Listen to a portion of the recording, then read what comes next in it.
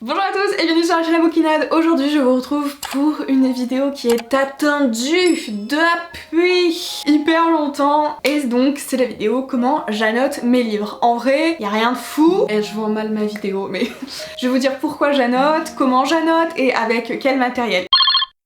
Bonjour, ici la Emma du futur. Je reviens une nouvelle fois avec la marque Kobo, donc Kobo by Fnac, les liseuses, et pour l'abonnement aussi Kobo Plus by Fnac. Et j'ai eu la grande chance de recevoir du coup une nouvelle liseuse, puisque ma toute première liseuse c'était aussi grâce à eux. Je sais plus depuis combien de temps je collabore avec eux, mais ça fait déjà un petit moment. Et du coup j'avais eu ma toute première liseuse avec eux, j'étais trop contente et ça m'avait bien aidé, surtout pendant l'été, parce que même si j'avoue que je transporte beaucoup de livres, c'est quand même très pratique de pouvoir se dire ok je vais chez une amie, chez un pote ou quoi que ce soit, et t'as tout le temps. C'est un luxe hyper bien. Et du coup j'ai reçu la Kobo Sage, celle-ci c'est la Nia il me semble. Comme vous voyez j'ai pas encore démarré cette lecture, à part que je le transfère ici. Et du coup donc j'ai reçu ma nouvelle liseuse. Ce qui est hyper bien avec cette liseuse, donc c'est que déjà qu'elle est étanche, niveau lumière aussi, c'est anti-reflet, donc tu peux lire en plein soleil, à la plage, à la piscine, ou même si tu te fais une petite balade en four et que tu arrives à lire en marchant, je sais pas comment tu fais mais bravo, tu peux lire, y a pas de problème. La Kobo Sage, et pour le coup, alors attendez parce que là Micheline j'arrive pas à la déverrouiller. Là tu peux lire dans les, vraiment dans les deux sens, c'est assez pratique. Et ce que j'aime bien surtout là c'est la prise en main. C'est sûr que ça va être rentabilisé vu le nombre de livres qu'on peut avoir dessus. Vous avez aussi l'abonnement du coup Kobo Plus by Fnac, donc c'est un abonnement mensuel où vous allez pouvoir avoir une offre, enfin vous allez pouvoir lire le nombre d'e-books que vous voulez, plutôt vous ne payez pas vraiment un seul livre, vous payez le catalogue entier. Il y a 500 000 références dont 50 000 en français, donc vraiment il y a large le choix. Et si vous lisez vraiment le même genre de livre que moi, pas de soucis, ça va être rentabilisé. Il est à 9,99€ par mois et c'est vraiment très rentable, et c'est surtout résiliable à tout moment, et ça c'est assez rassurant. Sur ce, moi je vous laisse avec la vidéo. Merci à Kobo, merci à Fnac. J'ai un public à côté, vous ne le voyez pas mais moi je le vois. Des bisous. Donc tout d'abord, pourquoi annoter ces livres? Donc moi à savoir que j'utilise essentiellement des post-it, je n'annote pas au crayon de bois ou au stylo où j'écris dessus, je vais passer plus par des post-it où là je vais peut-être écrire dessus, etc. En soi mon livre n'est pas vraiment abîmé, n'est pas endommagé. Au début je notais pas tant que ça, et puis en fait quand je faisais des lectures communes etc, j'avais tendance du coup à chapitrer et à séquencer les moments de lecture qu'on allait faire avec mes potes, etc. Et puis au fur et à mesure il y avait quand même des belles citations, il y avait des moments que j'aimais bien, et j'avais un carnet de citations, et je crois que j'en avais fait une vidéo au tout début de ma chaîne, mais du coup où j'écrivais les citations etc, et des fois quand je fermais un bouquin et que j'avais fini, j'avais du mal à retrouver la citation. Et les post-it ont démarré de là. C'était vraiment quand j'aimais bien des citations, des moments clés de l'histoire, etc. Et c'était aussi plus fait en fonction du feeling et un peu des émotions que je pouvais ressentir pendant ma lecture. Et ensuite, fantasy plus fantasy plus fantasy, des fois je ne comprends pas très bien ce que je lis, et il y a un truc qui m'aide vraiment à soit être plus concentrée, soit à vraiment plus retenir des éléments importants de l'univers, du monde, etc. C'est tout simplement du coup quand je mets mon post-it, je vais tendance du coup à relire plusieurs fois la phrase, etc.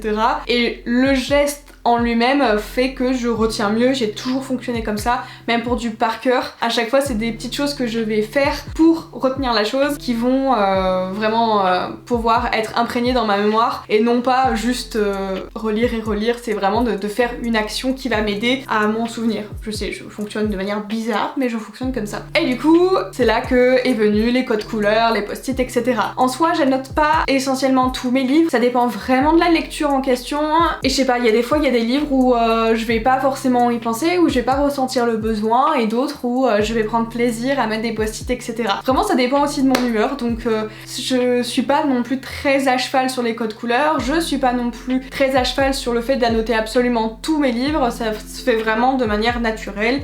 Et voilà. Maintenant, le matériel que j'utilise. Bon, il n'y a pas tout ça pour un seul bouquin, hein. Mais je vais vous montrer tout ce que j'ai pu utiliser, ce que j'utilise en ce moment, ce que j'ai utilisé et que j'ai pas aimé, etc.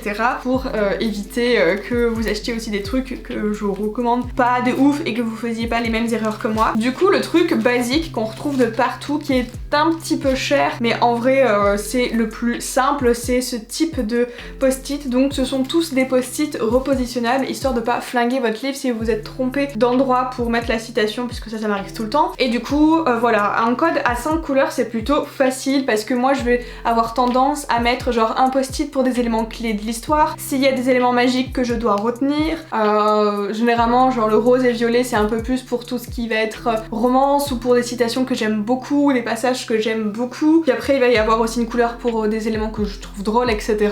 Donc voilà, c'est un peu le code couleur que j'utilise plus ou moins à chaque livre. Et des fois ça peut être juste par rapport à mes émotions, genre là il y a de la colère, là il y a de l'amour, etc.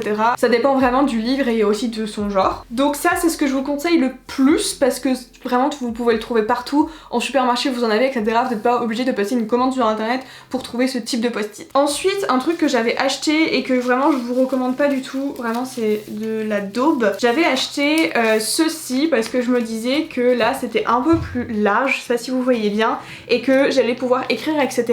Sauf que quand tu colles sur ton bouquin, ça t'arrache la page et ça vraiment...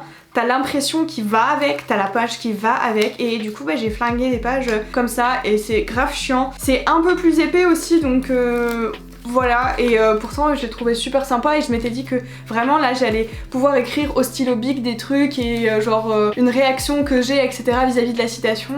Et puis voilà, et surtout que vraiment pour le coup j'étais persuadée que c'était comme les autres. Et j'en ai acheté un bon tas. Du coup j'ai un peu le seum parce que j'ai acheté ça pour rien et je sais pas comment je vais le réutiliser. Si vous avez une idée pour un carnet ou je sais pas quoi, parce que ça me fait chier d'avoir utilisé un truc que je vais pas m'en servir. Et je sais pas qui dans mon entourage peut se servir de ça, parce que je flemme de les jeter quand même quoi. En plus il y a du plastique, j'ai pas acheté du plastique. Autre truc que je recommande pas, c'est ce type de post-it. Là c'est vraiment du post-it papier, et donc c'est pas du tout quelque chose de plastifié ou de cartonné. Post-it cartonné, peut-être que ça existe, je sais pas. Et bon là il manque une couleur parce que je l'ai grave utilisé, parce que du coup j'ai trouvé une autre utilisation à ceux-là, mais c'est que du coup ils se déchirent vachement, c'est pas du tout transparent. Du coup je pensais sur la photo en fait qu'ils étaient transparents quand je les avais commandés. C'est pas du tout transparent, alors certes tu peux écrire dessus mais du coup tu vois pas du tout là où tu l'as posé, tu peux pas relire la phrase si ça la traverse, donc bah du coup ça la traverse pas d'ailleurs, donc pas ouf. Et ça je m'en sers maintenant pour quand je fais des lectures communes, quand je veux séquencer le livre, bah du coup c'est des post-it que je me sers à ce moment là, mais de toute façon à la fin je les jette, parce que du coup dès que j'ai fini la partie en question, bah ça part à la poubelle. Au moins il y a une utilisation, j'essaie un petit peu de me déculpabiliser en me disant ça, mais voilà, si vous voyez ce type de stickers et que vous voulez avoir une utilisation un peu similaire à la mienne, bah du coup passez votre chemin, c'est pas ouf, et je crois que c'était un petit peu cher. Ensuite là c'est vraiment ceux que je préfère avec ce que je vais vous montrer à la fin. Là je m'étais refait un stock, du coup je crois que j'avais déjà terminé la précédente règle. Ouais, donc ça se vend avec une espèce de règle. Je vais vous en défaire un, je vais vous défaire le bleu parce que vu que je suis en train de lire le prieuré de l'oranger, ça ira très bien. Donc ça se présente comme ça, c'est une petite règle, donc très pratique si vous faites du bujo et tout, vous pouvez toujours vous en servir. Et puis moi je m'en sers aussi de marque-page, au moins bah, tu le mets en marque-page et puis t'as tous tes post-it avec toi. Donc souvent c'est des nuances d'une couleur, etc. Et puis j'avoue que si t'as le livre avec une couverture qui est pareille, genre c'est bien, ça fait un petit côté esthétique qui est plutôt sympa. Je sais plus le prix. De toute façon je vais tout vous référencer mes post-it là dans la description de la vidéo, parce que je pense que vous allez en avoir besoin. Tu le mets en tant que marque-page, c'est pas si épais que ça, puis tu peux t'en servir, moi qui ai tout le temps mon bujo avec moi et qui ai tout le temps besoin d'une règle parce que je veux toujours faire des carrés dans ce bujo, c'est pratique. Et vraiment ce que je préfère c'est les nuances de bleu, et du coup oui pour le coup là c'est vraiment transparent. Je vais vous en défaire un. Donc tu peux lire la citation qu'il y a en dessous, ça n'abîme pas ta page. Et moi souvent ce que je le fais c'est que je le mets en bord de page, et du coup bah ça fait un petit effet de couleur. Ça je vais vous montrer après sur les livres que j'ai. Et voilà, donc ça c'est ce que je peux vous recommander. Puis il y a vraiment plein de nuances de couleurs différentes. Moi je les avais commandés sur Amazon, je pense qu'on le trouve sur d'autres sites, et j'en ai pas encore trouvé en papeterie parce que j'aimerais bien limiter de plus en plus les commandes que je peux faire sur internet, même si du coup vu que je sors très peu de chez moi parce que j'ai peur de sortir en extérieur, bah du coup ça m'aide quand même de commander, mais j'aimerais bien un peu réduire mes commandes, etc. Mais je sais pas où trouver ça en papeterie. J'ai à ce jour pas trouvé de papeterie qui pouvait faire ça, même là dans les papeteries à Nantes il y en a pas. Autre que je me suis pris récemment, c'est pareil, je voulais vous en montrer un déjà usagé mais je l'ai déjà fini, vraiment je les bouffe en ce moment. Là c'est une version où les post-it du coup sont beaucoup plus fins. Je vais vous défaire celui-ci. Et pareil, c'est des nuances de couleurs, il y a quand même un thème et tout, et donc si vous voulez assortir ça à votre bouquin, bah, vu que c'est vendu par lot, vous allez forcément trouver des couleurs que vous allez bien aimer. Et voilà à quoi ça ressemble, et là c'est vraiment bien parce que pour le coup ça va vraiment juste prendre l'épaisseur de la ligne et ça va pas déborder, donc ça va être plus précis. Donc si vous voulez vraiment un truc plus fin, plus précis, entre guillemets plus discret, ça peut être vachement sympa. Et ouais, c'est l'un des derniers achats que j'ai fait juste après que j'avais fait le plein des règles, je crois, et vraiment je les aime beaucoup. À la base je voulais, je sais pas si certains ont vu ça sur TikTok, mais vraiment c'est les mêmes que ça, mais vraiment beaucoup plus long, et ça prend quasiment toute la page de ton brochet ou ton hardback, et c'était ça que je voulais à la base, mais j'ai pas réussi à retrouver la bonne longueur, donc finalement je me suis rabattue sur ça, mais ça me convient plutôt bien, et je pense que quand j'en aurai fini, j'essaierai encore de chercher ces fameux qui sont super longs, et je sais pas, ça m'obnibule.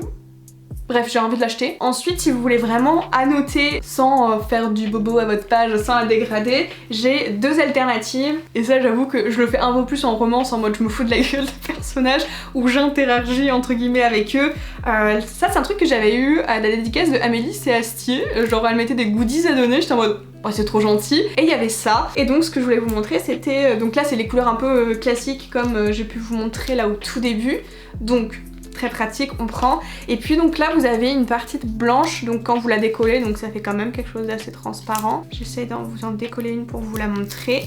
Voilà, ça fait quand même quelque chose d'assez transparent. J'ai testé, ça va pas vous dézinguer votre page. Et en fait, bah, moi du coup je prends un bête stylo bic. Voilà, un bête stylo bic, et du coup bah, j'écris dessus, et du coup je trouve que c'est mieux pour pouvoir faire des annotations. Et si vous voulez par exemple du coup annoter un livre pour un de vos potes, etc., bah je pense que c'est plutôt chouette parce que du coup vous allez pas abîmer votre livre s'il aime pas qu'on écrive dessus, etc.